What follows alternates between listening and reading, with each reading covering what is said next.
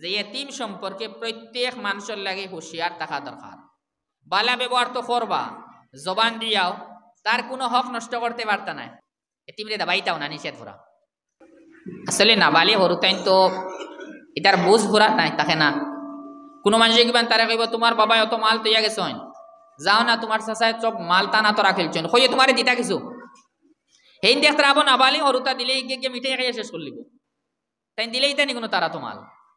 কিন্তু হে যে সময় কুজের তাই হইতানি আর ফাইছো না কোন দিন ধরে মালালা হয়ে গেছো, ফিরিয়ে ইতা মাতার মাতিও না, ইলা হইয়া দাবাইতাও না, নিষেধ পুরা।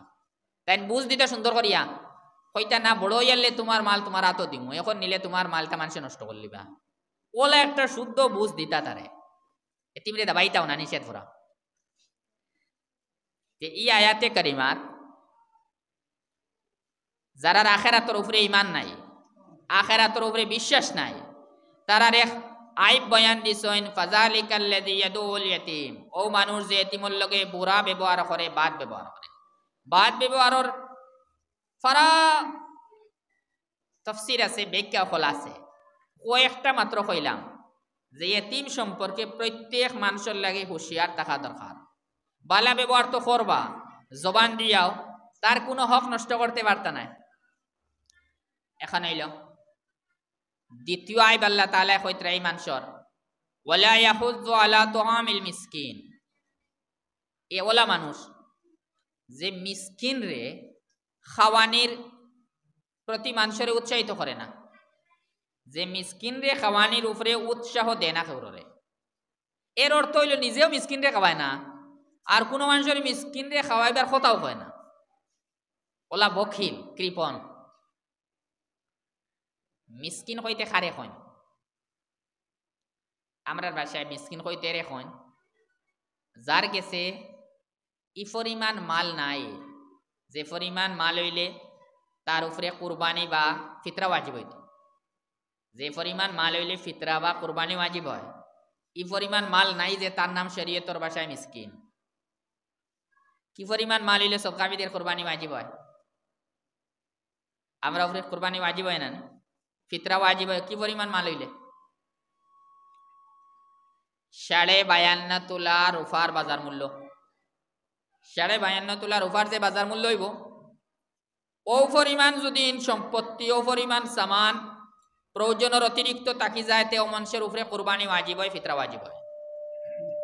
ই মানুষ শরীয়তের ভাষায় মিসকিন নাই, মালদার। আর জান গেছে প্রয়োজন ছাড়া, তার জরুরতর অতিরিক্ত 52.5 তোলা রুফার দাম পরিমাণ ইলা কোনো সামান নাই, টাকা পয়সাও নাই, সোনা রূপাও নাই, কোনো সামানও নাই, ও মানুষের শরীয়তের ভাষায় মিসকিন হয়। সাধারণত এই জাতির মানুষ মুহতাজ তখন, এরারে বহুত সময় খাবানির জরুরত পড়ে, এরারেও খানি খাওয়াইতা, এখানে বহুত বড় সওয়াবের কাম।